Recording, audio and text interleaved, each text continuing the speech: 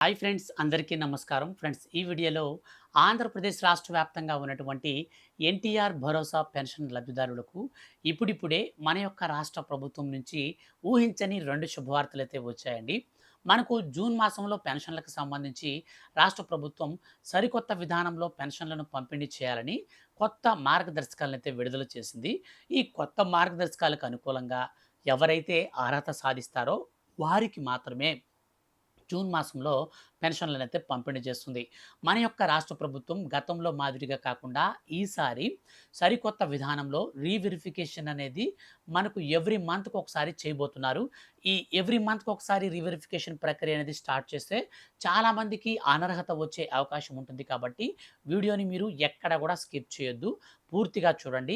అలాగే చాలామంది కొత్త పెన్షన్‌లకు సంబంధించి ఎదురు చూస్తున్నటువంటి వారందరికీ కూడా ముఖ్యంగా ఒంటరి మహిళలకు, అలాగే వికలాంగులకు, వృద్ధులకు, వితంతు మహిళలకు, సో ఈ 4 కేటగిరీలకి సంబంధించినటువంటి వారందరికీ శుభవార్తను అందిస్తూ కొత్త పెన్షన్లకు సంబంధించి మన యొక్క రాష్ట్ర ప్రభుత్వం ఎప్పటినుంచి అప్లై చేసుకోవాలో మనకు గుడ్ న్యూస్‌నైతే ప్రకటించింది. ఇక ఈ పెన్షన్లతో పాటుగా 50 ఏండ్లకే బీసీ, ఎస్సీ, ఎస్టీ, మైనారిటీ కులాలకు సంబంధించిన వారికి పెన్షన్‌లనైతే మనకు త్వరలో అయితే పంపిణీ చేయబోతున్నారు. సో ఈ విషయాలన్నీ ఈ వీడియోలో నేను మీకు క్లారిటీగా ఎక్స్‌ప్లెయిన్ చేస్తాను. దయచేసి మీరు వీడియోని స్కిప్ చేయొద్దు. మీరు ఒకవేళ స్కిప్ చేశారంటే ఈ రీవెరిఫికేషన్ ప్రక్రియ గురించి మీకు విషయం అర్థం కాదు. సో అట్లాంటప్పుడు మీరు రీవెరిఫికేషన్‌లో ఫెయిల్ అయిపోయి మీకు ఈ పథకానికి సంబంధించిన డబ్బులు రాకుండా ఆగిపోయేటువంటి ప్రమాదం ఉంటుంది. కాబట్టి వీడియోని మీరు పూర్తిగా చూడండి. వీడియో కింద ఉన్నటువంటి బ్లాక్ కలర్‌లో ఉన్న సబ్స్క్రైబ్ బటన్‌ని మీరు క్లిక్ చేసి పక్కనే వచ్చే బెల్ సింబల్‌ని ఆల్ పైన ట్యాప్ చేశారనుకోండి, ఏ చిన్న అప్డేట్ వచ్చినా సరే మిస్ కాకుండా అందరికంటే ముందు ఈజీగా మీరు ప్రతి చిన్న అప్డేట్‌ని కూడా తెలుసుకోవచ్చు. ఈ వీడియోని మీరు లైక్ చేసి మీ యొక్క ఫ్రెండ్స్ అండ్ ఫ్యామిలీస్ అందరికీ షేర్ చేయండి. ఇలా మీరు షేర్ చేస్తే వాళ్ళందరికీ కూడా ఈ పెన్షన్‌లకు సంబంధించి ఎదురు చూసే వారందరికీ కూడా ఈ యొక్క అప్డేట్స్ అనేది వెళ్తాయి కాబట్టి ఆల్రెడీ పెన్షన్‌ల కోసం ఎదురు చూసేవారు, అలాగే కొత్త పెన్షన్‌లు ఎవరైతే కావాలనుకుంటున్నారో వాళ్ళకి సంబంధించి ఇప్పుడు పెన్షన్‌లు తీసుకోబోతున్నటువంటి వాళ్ళందరికి సంబంధించి ముగ్గురిని కవర్ చేస్తూ ఈ వీడియోలో మీకు క్లారిటీగా ఇన్ఫర్మేషన్ అనేది ఉంటుంది కాబట్టి వాళ్ళు కూడా ఈ విషయాన్ని తెలుసుకుంటారు. ఇక మనం లేట్ చేయకుండా టాపిక్‌ని స్టార్ట్ చేద్దాం. ఫ్రెండ్స్, మన యొక్క ఆంధ్రప్రదేశ్ రాష్ట్ర ముఖ్యమంత్రి సీఎం నారా చంద్రబాబు నాయుడు గారు ఎంతో ప్రతిష్టాత్మకంగా మనకు ఎన్టీఆర్ భరోసా పెన్షన్లను భారీ మొత్తంలో పెంచినటువంటి పెన్షన్లని 2024 జూన్ మాసం నుంచే పంపిణీ చేస్తూ వస్తున్నారు. ఈ జూన్ మాసం నుంచి మనకు ప్రతి నెల 1 తారీఖు నుంచి పెన్షన్లయితే మనకు పంపిణీ చేస్తారు. 1 తారీఖున మనకు ఒకవేళ పబ్లిక్ హాలిడే గనక ఉంటే, అంటే మనకు ఆదివారం కానీ, లేదంటే ఏదైనా ఫెస్టివల్ గానీ, గవర్నమెంట్ హాలిడే గనక ఉంటే, దానికి ముందు రోజునే పెన్షన్ పంపిణీ అయితే ఉంటుంది. సో, మనకి ఈ విధంగా మన యొక్క ఆంధ్రప్రదేశ్ రాష్ట్ర వ్యాప్తంగా ఉన్నటువంటి పెన్షన్ లబ్ధిదారులకు ప్రతి నెల 1 తారీఖు నుంచి మనకు 3 తారీఖు లోపల 100% పెన్షన్ల పంపిణీ కార్యక్రమం షురూ అవుతుంది. అయితే ఈసారి నుంచి మనకు పెన్షన్ల పంపిణీలో కొన్ని కీలక మార్పులను చేస్తూ రాష్ట్ర ప్రభుత్వం ఉత్తర్వులు జారీ చేసింది. గతంలో అయితే మనకు ఈ నెలలో పెన్షన్ అనేది తీసుకోకపోతే వచ్చే నెలలో కలిపి ఇచ్చేవారు. అలాగే వచ్చే నెలలో కూడా మనం పెన్షన్ అనేది తీసుకోకపోతే తర్వాత మూడో నెలలో, అంటే 2 నెలలకు ఒకసారి ఖచ్చితంగా మూడో నెలలో పెన్షన్ అనేది కలిపి తీసుకోవచ్చు. సో ఇలాంటి సమాచారాన్ని గతంలో మన యొక్క రాష్ట్ర ప్రభుత్వం సమర్థవంతంగా అమలు చేసింది.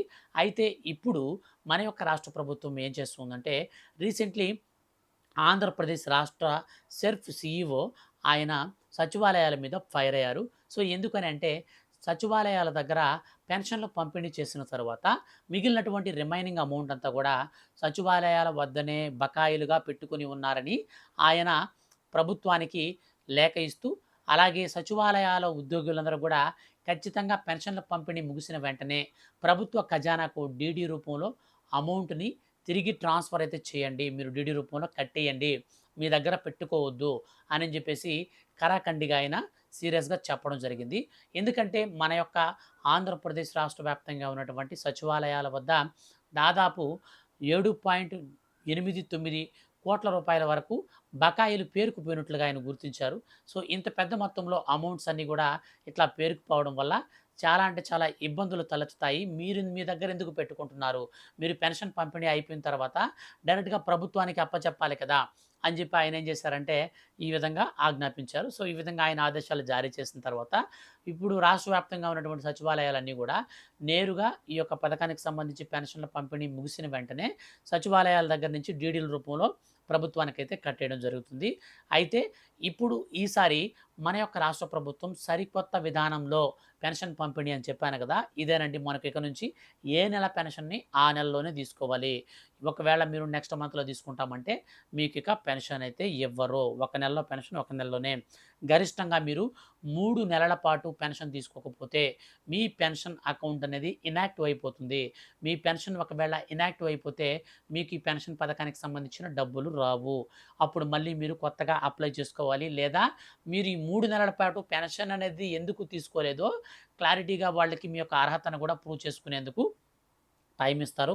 ఆ టైం ప్రకారం మీరు కరెక్ట్ సజెషన్ అంటే మీరు కరెక్ట్‌గా ఇన్ఫర్మేషన్ అనేది వాళ్ళకి అందించి మీ యొక్క అర్హతను అనేది మీరు ప్రూవ్ చేసుకోవాల్సి ఉంటుంది. సో, ఈ తరువాత మన యొక్క రాష్ట్ర ప్రభుత్వం మనకు కొత్తగా పెన్షన్‌లనైతే అప్పుడు ఇస్తుందనమాట.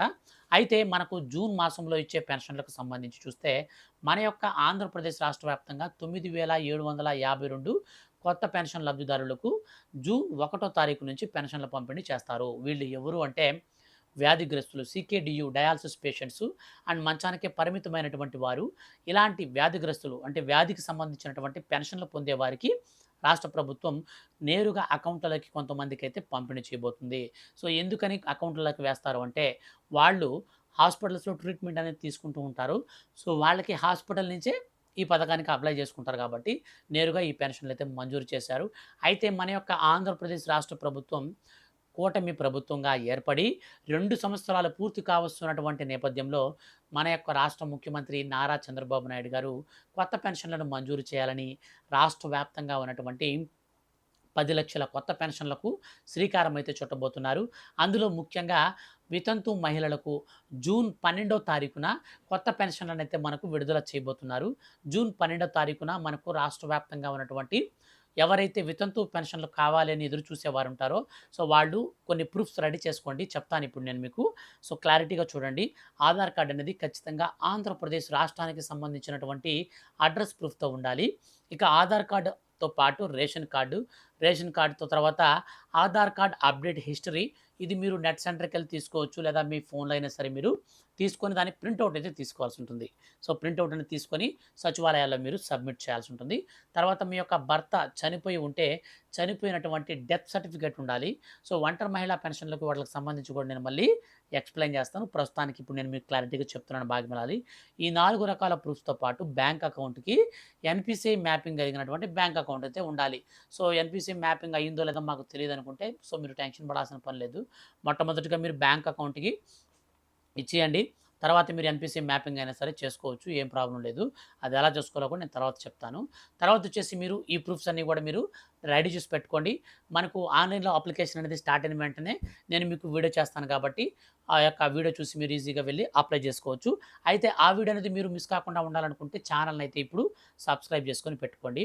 అలాగే ఇప్పుడు మన యొక్క ఆంధ్రప్రదేశ్ రాష్ట్ర వ్యాప్తంగా ఉన్నటువంటి పెన్షన్‌దారులకి ఎప్పటినుంచో ఎదురు చూస్తున్నటువంటి 50 సంవత్సరాల పెన్షన్‌లకు సంబంధించి మరియు 10 లక్షల పెన్షన్‌లలో 50 సంవత్సరాల వయసు కలిగిన వారికి ఎప్పటినుంచి పెన్షన్‌లు ఇస్తారన్న విషయానికి వస్తే ఇప్పటికే మన యొక్క రాష్ట్ర వ్యాప్తంగా ఉన్నటువంటి పెన్షన్ లబ్ధిదారులకు అర్హత కలిగినటువంటి ప్రతి ఒక్క పెన్షన్ లబ్ధిదారులకు అర్హతను వాళ్ళు నిరూపించుకునేటువంటి విధానంలో 6 దశల మనకు వెరిఫికేషన్ ప్రక్రియనైతే ఆంధ్రప్రదేశ్ రాష్ట్ర ప్రభుత్వం రెడీ చేసింది.